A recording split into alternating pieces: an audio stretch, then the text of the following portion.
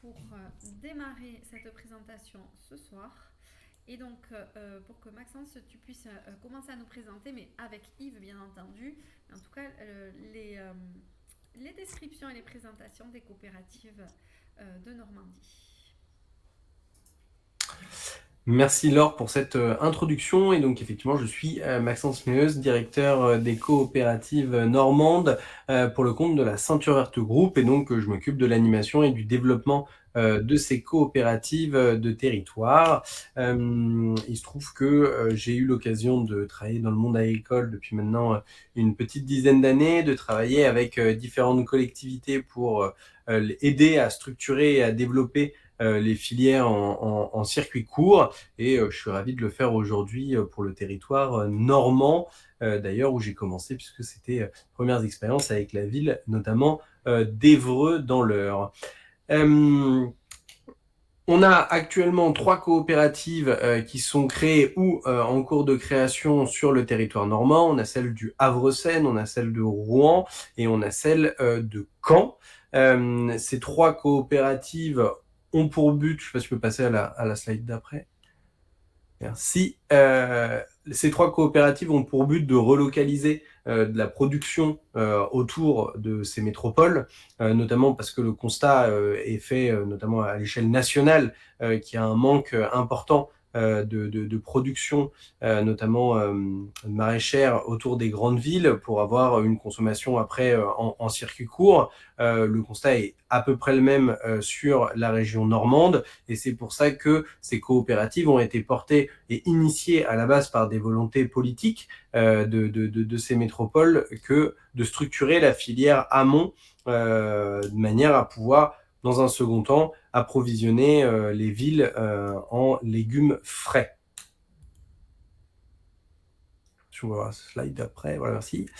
Donc la première coopérative qui a été créée, c'est celle du Havre-Seine, en partenariat avec le Havre-Seine Métropole et la Chambre d'agriculture, dans notamment les membres fondateurs. On verra juste après les différents associés qui la composent. La présidente, c'est Laurence Sellos, qui est aussi présidente de la Chambre d'agriculture. On a sur la coopérative du Havre-Seine actuellement un site qui est déjà en cours d'installation et où un maraîcher s'est déjà installé, Thomas Pouliquin, sur le site de Montivilliers. C'est la première ferme ceinture verte normande.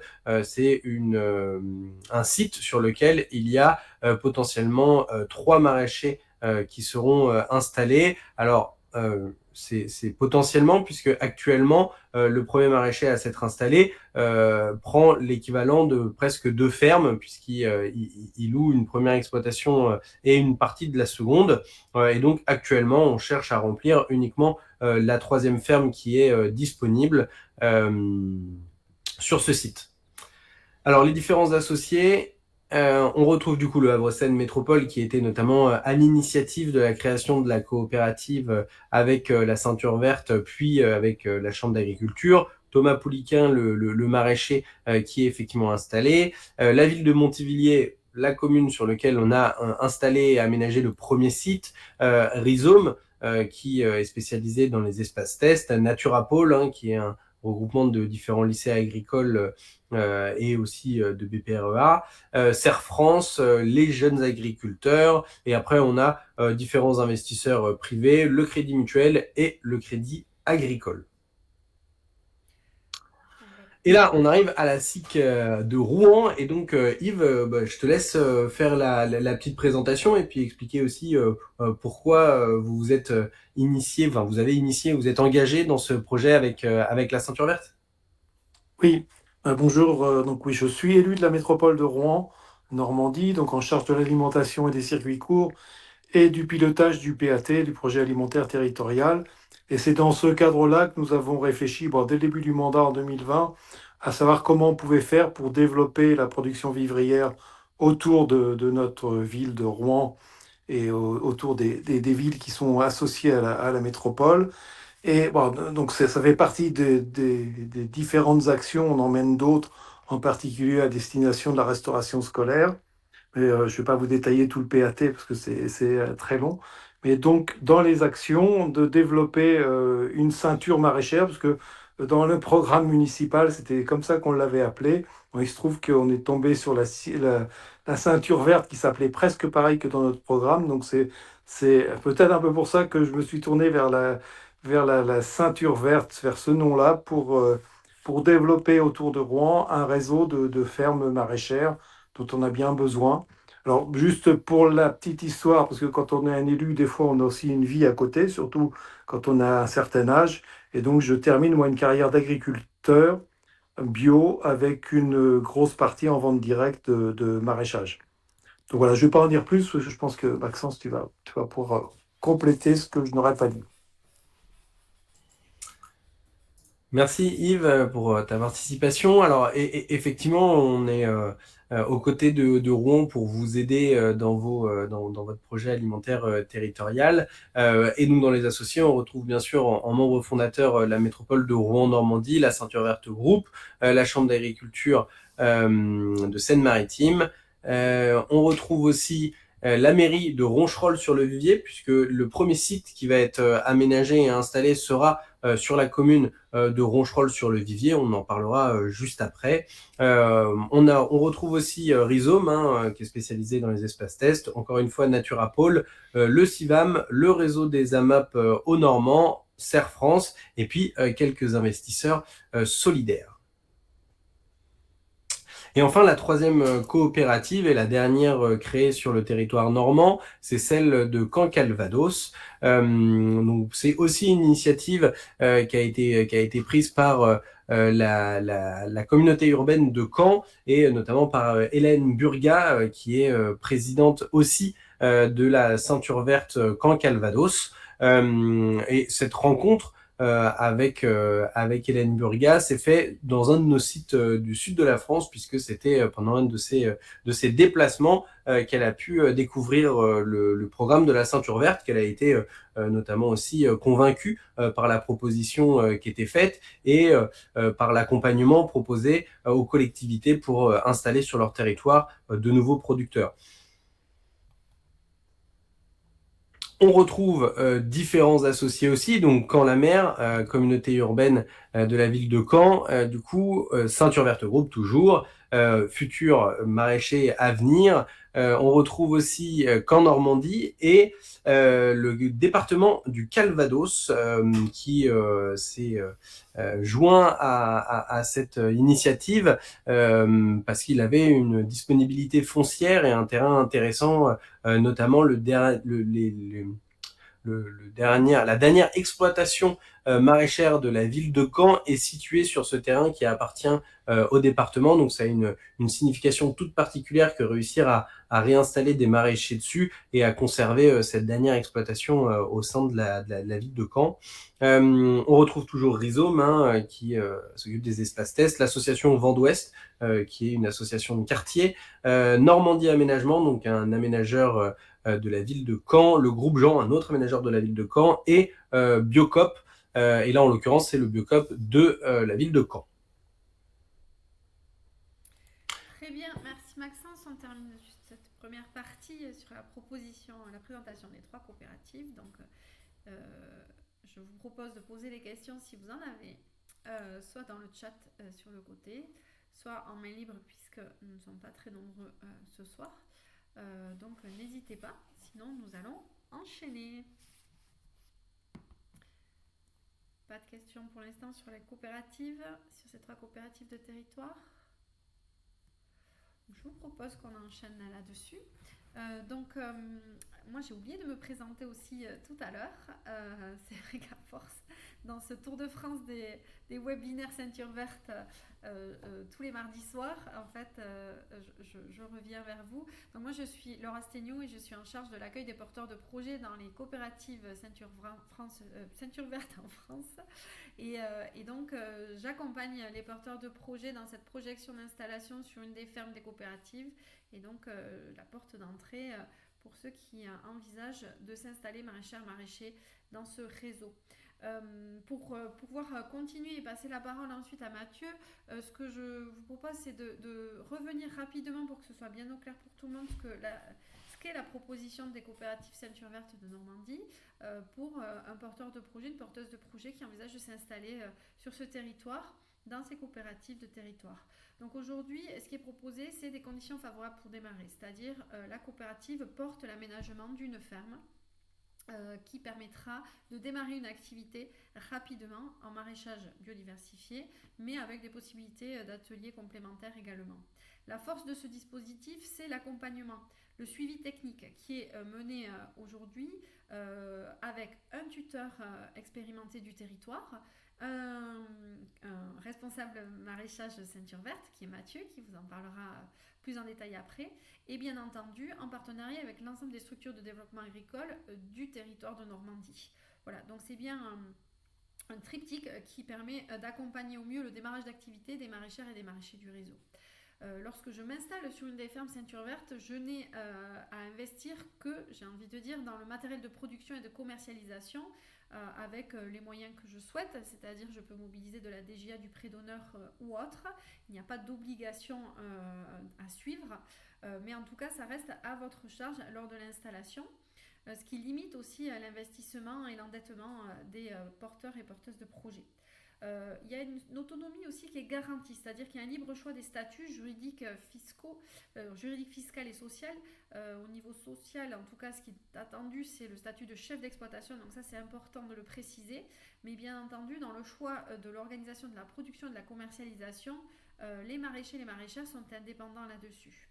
Pour sécuriser cette installation, ce qui est proposé, c'est un bail à long terme sur la ferme auquel on adosse un contrat de coopération qui permet la mise à disposition des équipements, des infrastructures et l'accompagnement technique. Ça, en tant que porteur de projet, cette coopérative ne vous engage pas sur une durée de 5 ou 10 ans, mais bien résiliable tous les ans de votre côté. Et vous devenez donc producteur associé, participant à la gouvernance de cette coopérative. Pour la mise à disposition de cette ferme, vous allez avoir en contrepartie une cotisation mensuelle progressive à verser à la coopérative de territoire dont vous dépendez. Voilà, donc ça c'était pour remettre le cadre de ce qui était proposé dans le dispositif d'installation Ceinture Verte. Et je passe la parole à Mathieu qui va pouvoir nous présenter les aménagements de ferme et les fermes disponibles ou à venir. Oui, donc bonjour à tous, Mathieu Guyon. Donc moi en gros je m'occupe de toute la partie technique à la Ceinture Verte, entre autres la validation des fonciers, les suivis de chantier, l'ensemble des aménagements et comme le disait Laure, en gros le suivi technique des maraîchers qui sont en place sur les fermes. Étant donné que j'ai été pendant une dizaine d'années chef de culture sur différents projets en maraîchage bio diversifié. Donc nous avons un accompagnement tripartite entre moi-même, la chambre d'agriculture ou d'autres structures et un maréchauditeur, comme le disait Laure. Pour rentrer plus dans le détail de nos installations, nous faisons systématiquement une multichapelle de 1500 m² avec des aérations latérales automatisées par boîtier de contrôle et autres. On installe aussi tout le système d'irrigation, donc en gros de l'accès à la ressource, qu'elle soit forage ou autre, jusqu'aux sorties de vannes plein champ, et l'ensemble des serres qui sont équipées de goutte à goutte, en CPC, en aspersion, etc. Donc vraiment, c'est vraiment, tout est entre guillemets clé en main. Et derrière, on fait aussi un bâtiment avec une chambre froide, une chambre tempérée, une zone de lavage, de préparation de commande, pour chaque maraîcher quand c'est un site à plusieurs. Voilà, on a un coup aussi d'un tunnel de stockage d'environ 150 m² pour le stockage du matériel. Ceci, c'est ce qu'on fait en permanence. Donc, et le reste, une équipe dédiée, c'est écoutez, c'est ce que je vous ai dit en premier. Nous sommes tripartites pour vos accompagnements techniques. Voilà. Donc là, on part sur le Havre, donc le site de Montivilliers, où il reste 2 fermes disponibles. Donc Montivilliers, donc, est situé à 10 minutes en voiture à peu près du Havre, voilà, près de Fontaine-la-Mallet. Et une fois de plus, donc, ok, merci Laure. Donc là, en gros, c'est un petit schéma qui divise en gros les pleins champs. Donc le M1, M2, M3, en fait, c'est maraîcher 1, maraîcher 2, maraîcher 3. Les surfaces sont quasi identiques. Laure, si vous pouvez revenir à la slide d'avant 2 secondes. Donc voilà, en gros, il y a 1,7 hectare, 1,8 hectare par maraîcher. Tout est labellisé en bleu depuis déjà presque 3 ans. Le bâtiment fera quasiment 180 mètres carrés. Le plan viendra après et la livraison sera courant automne 2025 pour le bâtiment. Voilà. Et donc là, on voit en gros sur ce plan donc les serres 1, serre 2, serre 3 qui dépendent de chaque maraîcher. Le plein champ 1, le plein champ 2, le plein champ 3, le bâtiment qui est en petit schéma vert, le parking pour la vente directe et les tunnels 1, 2 et 3 pour le stockage du matos. Voilà. Donc là, c'est un plan de masse fait par l'archi qui vous situe un petit peu plus, si nécessaire. Là, donc, on est sur le plan du bâtiment, donc qui reprend du coup un bureau, une cuisine, une salle de pause d'à peu près 20 mètres carrés qui sera commune aux 3 maraîchers. Et après, chacun a son bloc, donc la chambre froide, la chambre tempérée, la zone de lavage, rebelote, 2, 3, etc. Et une salle de bain avec douche et WC qui est commune. Voilà. Donc ça, c'est des photos de Montivilliers. On a un petit exemple en haut à droite de la surface d'une serre de 1500 mètres carrés, les tunnels en gare, les systèmes d'irrig. En bas à gauche, vous avez le système de filtration, la pompe. Chacun a son compteur. Tout le monde est individualisé sur sa consommation d'eau. Là, on est sur un système d'eau potable tamponné par une poche souple de 200 mètres carrés. Voilà. Donc, c'est quelques photos du site du Havre. Maxence, tu voulais réagir? Non, 200 mètres cubes. 200 mètres cubes, pardon, oui, c'est ça. Oui, pardon. Oui. Là, c'est sur d'autres territoires, donc c'est aussi en fait ce qu'on fait ailleurs. Donc c'est pareil, 1500 mètres carrés de serre, un bâtiment, des tunnels de stockage. Voilà, vous avez un petit panel d'autres régions. Donc là, on part sur le site de Roncherolles qui est donc à Rouen. Merci Yves d'être là. Donc on va vous présenter après un plan d'aménagement. Donc Roncherolles se situe à une vingtaine de minutes en voiture de Rouen, donc sur l'est de Rouen, sur le plateau. C'est un site qui est très sympa, qui était une prairie depuis plus de 20 ans. Donc là, on a un plan théorique d'aménagement, c'est ce qu'on souhaite faire. Donc en gros, la parcelle sera divisée en deux. Donc un maraîcher 1, donc c'est M1 à gauche, M2 à droite.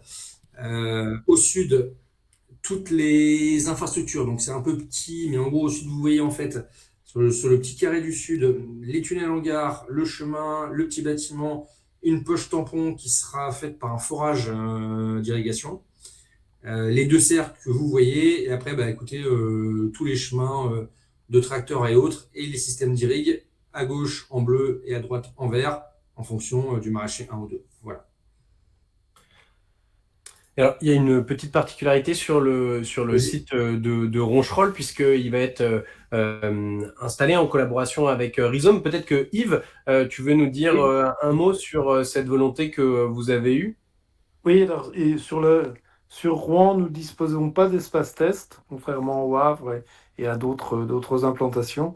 Et donc, ça nous a paru indispensable de pouvoir, sur les premières années, en faire sur une des 2 fermes, faire un espace test qui pourrait accueillir sans doute deux personnes pour être testées pendant 2 ans sous, entre guillemets, la responsabilité de Rhizome, c'est-à-dire que les gens qui sont accueillis là ont accès à du foncier, mais n'ont pas encore tous les inconvénients d'être agriculteurs à temps plein.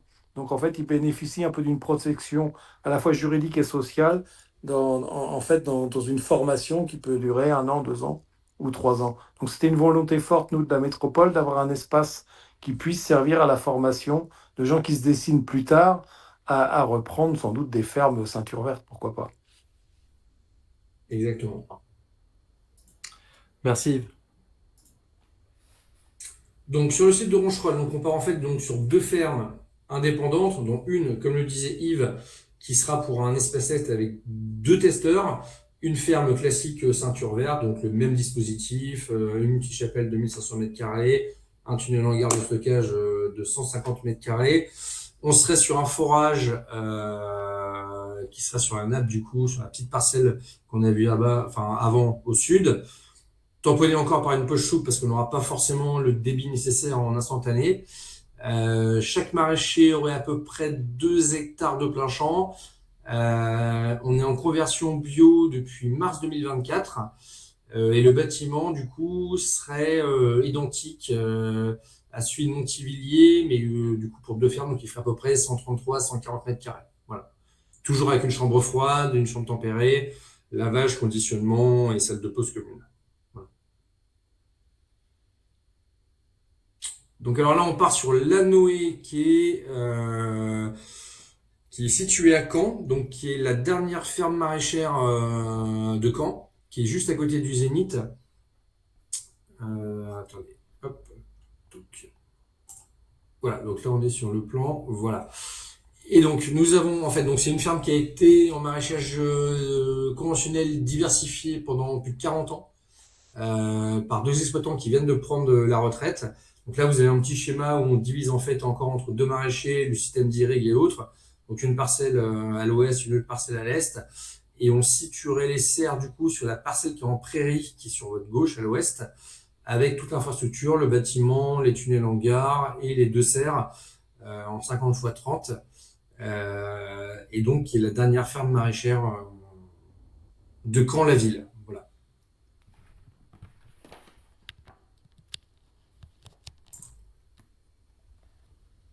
Donc du coup, je me répète, c'est toujours pareil. Si je peux ajouter que c'est ce terrain-là qui est aujourd'hui en possession notamment du département du Calvados, que c'est un terrain sur lequel ils ont identifié une zone d'intérêt naturel et aussi une zone un petit peu plus humide. Actuellement, la parcelle était complètement cultivée. Alors on voit là où il y a marqué plan non contractuel, juste en dessous, en fait, avant les anciens producteurs produisaient. Cette partie-là du terrain est transformée en prairie permanente et l'autre partie du terrain est conservée pour le maraîchage. Il va y avoir tout un complexe de haies aussi qui va être mis en place tout autour de cette parcelle et qui est fait en partenariat avec le service environnement du département du Calvados. Et le terrain sur lequel on va mettre les infrastructures type donc bâtiment, serre, ce terrain-là appartient du coup à la métropole et actuellement c'était une prairie, il n'a pas été cultivé et on est sur des qualités agronomiques qui d'après les différentes analyses sont plutôt bonnes. Donc voilà, ça va être un bon endroit pour effectivement mettre les serres. Il y a actuellement un forage qui est déjà disponible sur le site puisqu'il était utilisé par les anciens exploitants. Exactement.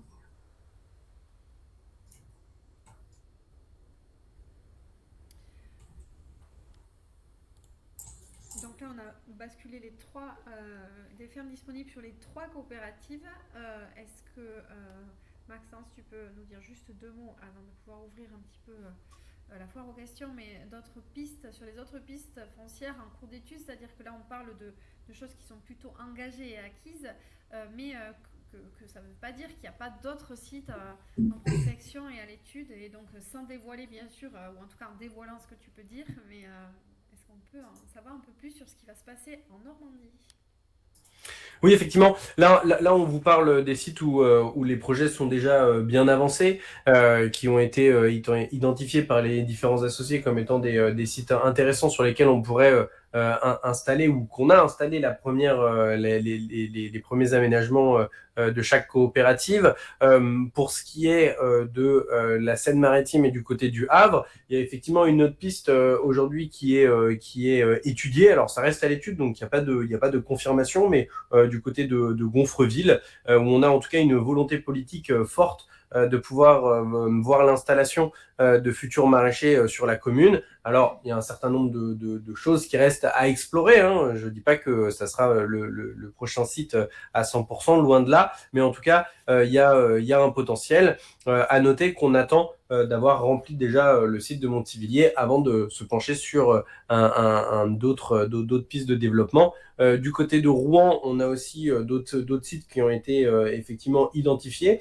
Aujourd'hui, rien non plus qui fait qu'on est sûr à 100%, et en même temps, il n'y a rien non plus qui va invalider, notamment. Donc, ça serait sur la commune de Saint-Jacques sur Darnétal, où on a aussi une volonté politique et potentiellement peut-être des porteurs de projets pour s'installer. Donc ça reste vraiment à l'étude. Aujourd'hui, on est déjà concentré sur le site de Roncherolles et on verra dans un second temps, une fois que les aménagements de Roncherolles seront en tout cas stabilisés. Et du côté de Caen, il y a un certain nombre d'autres sites qui ont déjà été identifiés, notamment sur la commune de Fleury-sur-Orne. On en a un autre sur Verson, ouais. Verson, qui ont été aussi identifiés. Pareil, aujourd'hui, le premier site qui sera aménagé, ce sera effectivement celui de la Noé. Dans un second temps, on pourra effectivement se concentrer sur d'autres potentiels, mais on a identifié qu'il y avait une forte volonté politique sur le territoire et une forte demande aussi citoyenne sur le territoire. Donc, pareil, on est assez confiant sur le développement futur de ces coopératives.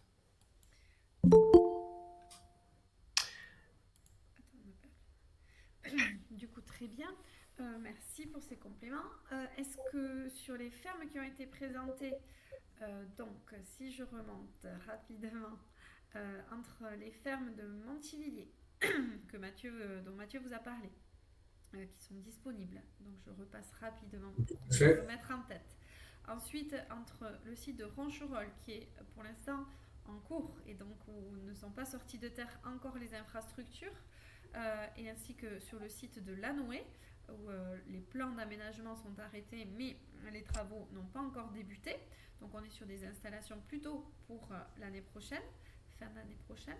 Et les pistes qui sont en cours, puisque c'est important toujours de rappeler que les coopératives, elles vont étudier pas mal de sites et elles ne vont pas forcément valider tous les sites, puisque l'idée c'est de bien remplir, on va dire, un cadre de validation des fonciers pour éviter aussi les erreurs, peut-être de choix de foncier au niveau agronomique et autres qu'on peut faire lorsqu'on s'installe tout seul. Là, l'idée c'est de bien aussi calibrer de ce côté-là. Donc, est-ce que sur ces fermes, il y a des questions ? Sinon, je continue et je vous en dis un peu plus sur l'accompagnement individualisé au dispositif. Donc, n'hésitez pas soit à lever la main, parce qu'on peut se le permettre ce soir, soit d'écrire sur le côté dans le chat. Bien, je continue. Alors, si je peux ajouter que sur ces 3 sites respectivement, hein, actuellement, il y a 2 fermes disponibles, hein, sur Montivilliers. Il y en aura potentiellement une de disponible sur Roncherolles, puisque la deuxième ferme sera effectivement en espace test. Donc là, sur la commune de Roncherolles, actuellement, il n'y aura qu'une seule ferme de disponible.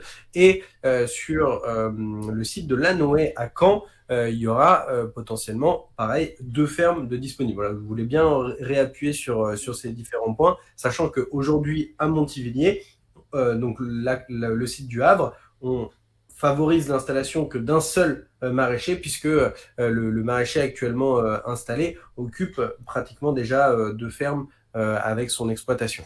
Voilà. Je voulais bien repréciser ça. Très bien, merci Maxence. Donc, ce qui est important aussi de comprendre dans le dispositif Ceinture Verte et dans les opportunités d'exploitation qui vous sont présentées ce soir, c'est que ce n'est pas que des mises à disposition de fermes, hein, c'est bien un accompagnement technico-économique après installation, mais également en amont dans ce dispositif, c'est-à-dire j'envisage la projection d'une installation sur une des fermes Ceinture Verte, je me pose des questions sur une candidature pour une de ces fermes, j'envisage de déposer un dossier de candidature. Ça se passe comment concrètement ? Eh bien, ça se passe avec moi et notamment aussi avec Mathieu et puis bien entendu Maxence sur la Normandie. Mais dans un premier temps, il y a un rendez-vous individuel qui vous est proposé où là on rentre plus en détail puisque ce soir on le fait en accéléré sur la présentation technique de la ferme, des éléments qui vont être aménagés ou qui ont été aménagés sur les sites et des éléments attendus puisque pour pouvoir avoir accès à une de ces fermes, il faut déposer un dossier de candidature et apporter des éléments aux futurs associés de la coopérative qui valideront votre entrée dans ce dispositif. On vous demande en tout cas de pouvoir coucher sur le papier un préchiffrage de votre projet sur cette projection d'installation sur la ferme et que nous allons pouvoir, en tout cas par lecture croisée avec notamment Mathieu, analyser et échanger avec vous sur les questions que ça a pu nous amener, mais également des préconisations et du partage d'expériences aussi sur ces projections-là. Donc petit à petit, tout le monde avance dans le projet, nous dans la compréhension de ce que vous envisagez de faire et vous peut-être en affinant aussi votre projet sur ce site-là. Et il y a une phase de finalisation du dossier de candidature pour qu'il puisse être présenté au conseil d'administration de la coopérative. Attention, ce conseil d'administration n'est pas un jury d'examen, hein, bien entendu, c'est bien un espace de discussion avec les futurs associés de la coopérative, puisque lorsqu'on s'installe, on devient de fait, par la prise de part sociale dans la coopérative, producteur associé et donc participant à la gouvernance de cette coopérative. Tout ce qui est préparation des demandes de subvention sont bien à la charge du candidat. Je parle de ça, c'est la dotation jeune agriculteur, du prêt d'honneur, des demandes de subvention FEADER. Ça se fait avec les structures d'accompagnement local qui sont en charge de ces dispositifs. Ce n'est pas du tout la ceinture verte qui intervient là-dessus et le candidat est bien responsable de ces demandes-là. Une fois que le processus est avancé, bien entendu, nous, ceinture verte, que ce soit Maxence, Mathieu ou moi, nous sommes en lien avec l'ensemble des structures de votre territoire, que ce soit le GAB, le CIVAM, la Chambre d'agriculture, Rhizome, les structures qui gravitent autour de l'installation sont connectées autour de votre projet. Une fois que tout ça est bien avancé, que la validation de votre candidature a été réalisée, bien, il est temps de passer à la signature du bail et du contrat de coopération qui vous permet à un moment donné de basculer et de devenir chef d'exploitation sur la ferme. Voilà, donc ça c'était important aussi de repréciser un petit peu ce qui se passe concrètement lorsqu'on est porteur de projet et qu'on envisage une installation, qu'on ouvre le champ des possibles lors de vos projets d'installation. Donc là, il faut compter quand même quelques mois dans cette réflexion-là. Vous le savez, dans vos parcours de formation, je ne vous apprends rien. Et bien là, l'idée, c'est bien de le faire de façon concertée. Est-ce que sur ça, vous avez des choses à rajouter ou des questions à poser?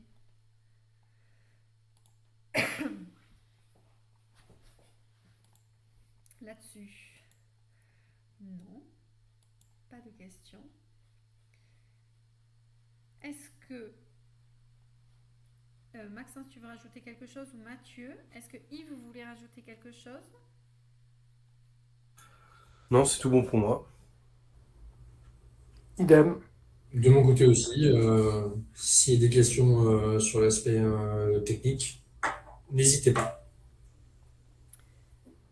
Donc, ce soir, il y a une question. Alors, vous pouvez la poser, bien sûr. Ouvrez votre micro avec plaisir. Bonjour, vous m'entendez du coup? Oui, très bien. Ok, entendu. Donc Aurélio Valman, moi je suis ancien maraîcher bio, j'ai travaillé pendant 6 ans en Sarthe. D'accord. Donc j'avais pris contact avec un élu qui m'avait donné le contact de la ceinture verte il y a déjà 1 an et demi, 2 ans. Mhm.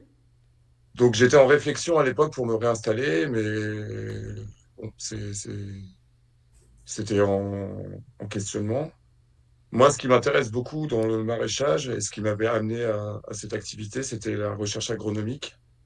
Je voulais savoir si c'est des projets un peu alternatifs où on exclut totalement le travail du sol, par exemple, enfin le labour.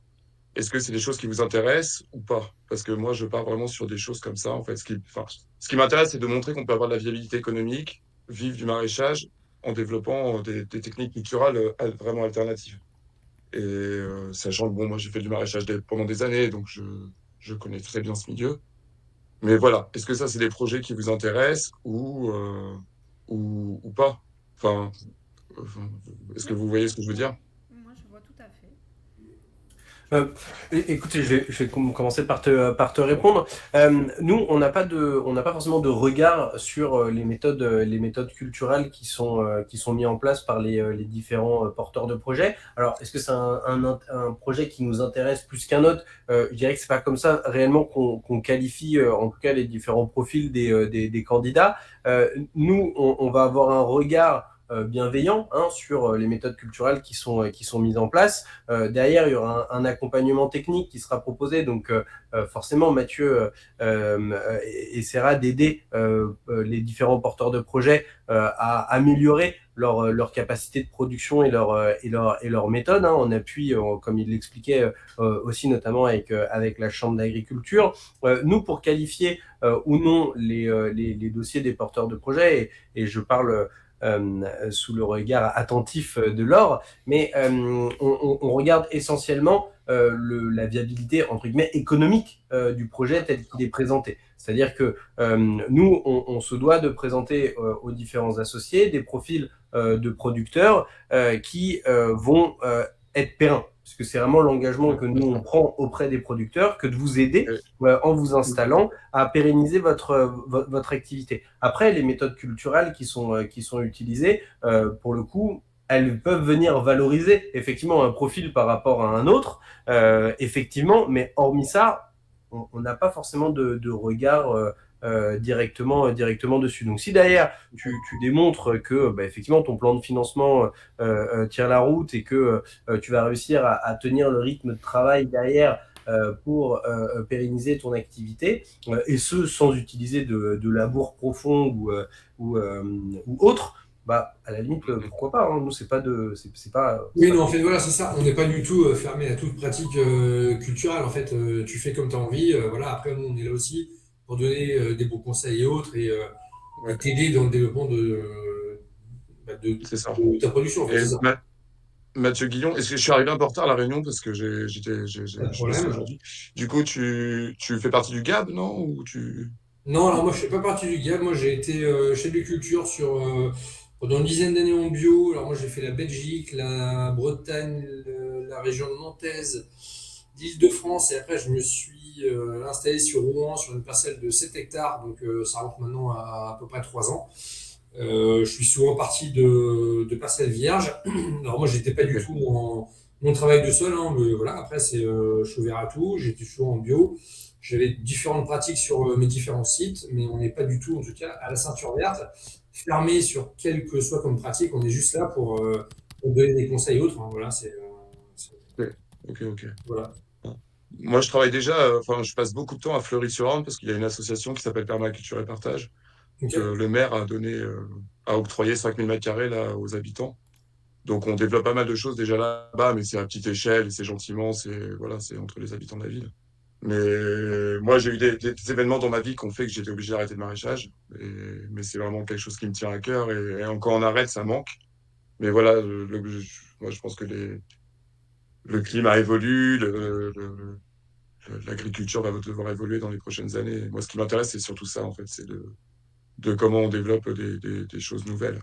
Et comment on peut voilà, démontrer qu'il y a de la viabilité en développant des techniques différentes, sachant que voilà, il y a comment dire, il y a des choses qui font que de toute façon, il y a un principe de réalité. Voilà, donc on n'élimine pas le labour, par exemple, le travail du sol totalement directement, mais moi je sais c'était un laitier qui m'avait prêté un hectare et lui il labourait tous les 7 ans. Et après, moi je travaillais, enfin j'avais développé plein de choses. Voilà, Moi, si je peux voilà, voilà. me permettre du coup de rajouter juste un élément. Euh, Aujourd'hui, ce qu'il faut se rappeler, c'est que dans la philosophie des coopératives Ceinture Verte, c'est de faciliter aussi l'installation de porteurs de projets Ouais. dans des conditions viables et Mhm. vivables. Et donc, c'est ça en Mhm. fait le nerf de la guerre. Donc après, dans les pratiques, bien entendu que chacun y verra avec l'expérience qu'il a pu cumuler et donc ce que toi aussi tu as pu vivre avec la pratique que tu as eue, les choses lesquelles tu as appris et puis celles qui restent encore à apprendre en testant des choses. Bien C'est sûr, aussi c'est ça qui fera la différence. Après, bien entendu, nous, le rôle qu'on a, c'est d'être vigilant et de mettre des points de vigilance sur ce qui bien pourrait sûr. mettre en difficulté l'installation. Donc c'est pour ça qu'il y a toute Mhm. cette phase que je préconisais avant et que j'expliquais, qui peut prendre un peu de temps, mais qui permet de nous aussi bien comprendre ce dans quoi le porteur de projet envisage de s'installer. Et pour les futurs associés, c'est important aussi, mais je pense que Yves pourra en témoigner aussi en tant qu'associé de cette coopérative, c'est de bien comprendre cette projection, est-ce qu'elle est bien économiquement viable et vivable? Et ensuite, c'est aussi une façon de dire, aujourd'hui, on est une ferme qui a une valeur, parce qu'on n'a pas abordé la valeur des coûts d'aménagement d'une ferme, et on va la confier à quelqu'un, et voilà, pour lui permettre de réussir une installation dans des conditions aussi qui sont quand même confortables, j'ai envie de dire, parce que sur des démarrages d'activité, démarrer sur une ferme aménagée, c'est quand même déjà c'est super. un super truc. Donc voilà. Donc en tout cas, c'est bien l'idée. Et puis la ceinture verte, c'est aussi un réseau qui travaille sur les innovations et donc qui s'intéresse à tout ça. Oui, bien sûr, Yves, à vous. Oui, je me permets de saluer mon ami Marc Le Cerf, qui a été cité en tant que maire de Fleury-sur-Orne, que je connais et que je vais avoir le plaisir de rencontrer dans une semaine, en me rendant à Fleury-sur-Orne. Non, alors c'est intéressant là ce qui a été dit par, je m'excuse, j'ai pas retenu ton prénom, et je sais pas si tu étais là au début, mais juste que moi j'ai 40 ans de pratique de maraîchage bio sur les 20 dernières années. Alors, ce qu'il faudrait pas, c'est que la ceinture verte ne, entre guillemets, sélectionne que une chapelle. Enfin, moi, j'ai tendance à parler de chapelle dans ces cas-là, même si j'ai rien contre du tout. Je pense qu'il faut justement toutes les expérimentations et les innovations sont bonnes à prendre. Et bon, donc la ceinture verte le fait. Et je dois dire même que nous, à la métropole de Rouen, on a initié une étude avec l'ENS, l'École normale supérieure, pour justement essayer de regarder toutes les techniques qui existent et voir comment on peut faire transitionner l'agriculture française. Donc évidemment, toutes les expériences sont intéressantes. Juste le petit bémol, là c'est peut-être du politique, c'est dire il ne faudrait pas que la ceinture verte se transforme à être le réceptacle d'une seule des méthodes, mais justement au contraire d'avoir plein de méthodes différentes sur ces différentes fermes. C'est ça qui paraît intéressant. Et oui, tout à fait, Yves. Je suis complètement d'accord avec toi sur ce sujet-là. Et c'est d'ailleurs pour ça qu'on essaye d'analyser les profils avec un regard extérieur, toujours bienveillant, mais que c'est pas forcément les méthodes culturelles qui vont être décisionnaires. C'est surtout, encore une fois, comme l'a dit Laure, c'est un beau cadeau qui peut être fait pour s'installer une exploitation ceinture verte, mais c'est un cadeau qui a quand même une certaine valeur. Et il faut pas que le cadeau se transforme en cadeau empoisonné pour les porteurs de projets. Et ça va dépendre de tout à chacun. Certains vont estimer qu'ils ont besoin d'avoir tant pour vivre et être heureux, et il y en a d'autres qui vont avoir besoin de plus. Le tout, c'est que le reste à vivre une fois que voilà, on a passé toutes les charges de son activité, tout le temps qu'on y a passé aussi, parce que tout le monde n'a pas le même temps à attribuer aussi à son activité professionnelle. Et bien qu'en fonction, une fois qu'on a enlevé tout ça, qu'il reste suffisamment pour que le porteur de projet et le maraîcher, du coup, puissent s'épanouir et vivre correctement. Et c'est vraiment là-dessus que la ceinture verte, elle va s'engager. C'est pour ça qu'on parle de viable et vivable. C'est vraiment deux notions qui sont importantes, puisque dans les améliorations apportées par le dispositif ceinture verte pour les maraîchers, on va avoir effectivement une facilitation à l'installation, ça c'est indéniable, mais on observe aussi des courbes de croissance économique qui sont plus rapides qu'en dehors du dispositif ceinture verte, et surtout, on a un confort pour les maraîchers qui est souvent accru. Voilà, parce que on observe que nos maraîchers ceinture verte arrivent assez vite, en tout cas pour certains, à partir en vacances, à avoir des salariés et à faire grandir leur exploitation. Et moi qui ai été maraîcher pendant quelques années aussi, comme Mathieu, on sait que de pouvoir partir en vacances au mois d'août en famille, c'est quelque chose qui a de la valeur, surtout quand on est maraîcher en pleine période de production. Et tout ça, c'est apporté grâce au dispositif ceinture verte. C'est pas que sur le plan économique, hein, c'est aussi sur le plan personnel dans c'est ce qu'on appelle la partie vivable en fait, parce que aujourd'hui quand on est maraîcher, c'est plus comme il y a de ça 50 ans, on n'est plus une famille de maraîchers où tout le monde est maraîcher et vit maraîchage. Aujourd'hui, il y a souvent qu'un seul dans la famille, dans le couple qui va être maraîcher. Et finalement, c'est un équilibre qui va se trouver différemment que pour les générations précédentes. Et c'est aussi pour ça que le métier est peut-être un petit peu moins attractif qu'il y a quelques générations, et pour autant toujours essentiel. Donc le dispositif ceinture verte, il se veut aussi d'aider dans cette partie-là, qui est la partie plus confort de vivre au travers du métier de maraîcher.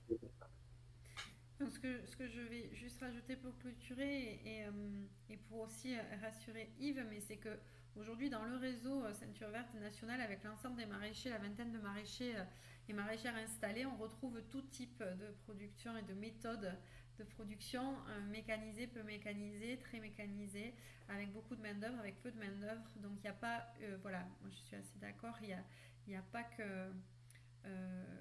qu'une école, il y en a plein. Et en fait, c'est ce qui nous permet aussi d'avoir cette force de l'accompagnement, c'est-à-dire de pouvoir aussi voir ce qui a marché, ce qui n'a pas marché, et ce qui permet aussi de préconiser des choses aussi entre la vision et la projection que j'ai et ce que je vais pouvoir mettre en œuvre sur la ferme. Voilà. Donc ça, c'est très important. Ok. Très bien. Merci pour ces questions. Est-ce qu'il y en avait d'autres questions? Donc, Si, éventuellement. ouais, bien sûr, vas-y. Excusez-moi. Du coup, sur la commercialisation, les maraîchers qui se sont installés avec la ceinture verte ont développé leur commercialisation par eux-mêmes, entièrement tout seuls. Vous avez accompagné aussi cette partie-là du... Enfin, voilà. Est-ce que vous avez accompagné aussi cette partie-là du travail? Alors, au même titre que pour les méthodes de culture, la manière de commercialiser, les porteurs de projets, donc les futurs producteurs, ont une souveraineté totale sur ce qu'ils veulent faire. Par contre, en fonction des coopératives et des différents associés, peuvent être proposés aux producteurs des contrats ou en tout cas des moyens de commercialisation. Ça peut être avec de la restauration collective quand ça passe par les collectivités, ça peut être avec des associés. Par exemple, sur la ville de Caen, on est dans les associés le réseau des Biocoop. Donc voilà, il y a des facilitations qui peuvent être proposées pour les différents producteurs. Après, les producteurs sont libres ou pas de choisir de les prendre, de demander aussi, parce que les producteurs font partie du conseil d'administration et du tour de table des associés, au même titre que n'importe quel autre associé. Donc les producteurs peuvent demander à leurs associés au sein de la coopérative de les aider à trouver des moyens de distribution ou d'accéder à des marchés ou d'identifier peut-être sur le territoire des besoins. Voilà, donc ça, c'est des choses qui peuvent être faites. Je dirais que ça dépend réellement de chaque coopérative. Ça va aussi dépendre des producteurs. Certains vont demander à être plus aidés ou en tout cas être un petit peu orientés, et d'autres, au contraire, veulent garder une souveraineté totale sur leurs moyens de distribution. Donc ça dépend de tout à chacun, encore une fois, et on s'adapte. Ok. Moi, à l'époque, mon problème, c'est que je m'étais installé en fait, j'avais eu la proposition d'un terrain par un agriculteur, donc un laitier bio, et je m'étais installé super rapidement et j'avais pas bien préparé mon plan d'installation. Et c'est ce qui, au bout de 4 ans, à la fin, j'étais fatigué, je travaillais tout seul, tout le temps. J'avais salarié quelqu'un la dernière année et j'arrivais à payer mon salarié. Moi, je me payais plus et j'ai fatigué. Et effectivement, la préparation, ce que j'ai compris de ça, c'est voilà, la préparation financière et tout est super importante, quoi. Donc, c'est ça qui m'intéressait dans la ceinture verte, justement, c'était cet aspect-là d'accompagnement. Ça, c'est des choses qu'on Et voit. voilà, de pas être tout seul, quoi. De pas se retrouver tout seul dedans, quoi. Ça, Voilà. c'est ce qui est vu en amont. Et puis Mathieu, tu pourras le dire aussi, c'est des choses qui sont vues aussi à travers l'accompagnement sur les premières années de démarrage. Hein. Exactement, oui, c'est des choses qu'on fait, en tout cas, de par aussi mon expérience et différents réseaux de commercialisation, si tu veux, on peut, sur ça, en fait, ça fait partie aussi pleinement de boulot. Voilà, d'avoir un vrai suivi sur les débouchés et autres, et ça fait partie intégrante du suivi de la ceinture verte. Un bilan, des projections de fin Exactement, de ouais. campagne, des projections sur l'année à venir, en lien avec les volumes produits, derrière le chiffre d'affaires, derrière les charges. Enfin, voilà, cette cohérence-là. Mais c'est important parce que, comme tu le dis, quand on s'installe tout seul et rapidement, c'est des choses qu'on laisse peut-être un peu de côté, par le manque de temps, hein, tout simplement. Et l'idée de l'accompagnement, c'est de sortir la tête du guidon pour un petit peu prendre ce recul et les bonnes décisions. Voilà. Sachant que l'accompagnement qu'on propose, il s'adapte encore une fois au profil des producteurs. Il y a des profils de producteurs qui ont plus besoin d'être accompagnés sur la partie culturelle et d'autres sur la partie commercialisation. C'est aussi pour ça qu'il y a un tuteur avec chaque maraîcher qui est là pour encadrer, qui connaît le paysage local, aussi bien pour la météo, le climat, que pour les réseaux de distribution et le potentiel aussi. Donc il y a énormément d'échanges qui sont faits avec les associés, avec l'accompagnement envers le producteur, et en fonction des profils, le temps et les questions sont alloués sur les axes d'amélioration de chaque porteur de projet. Tout à fait. Bien.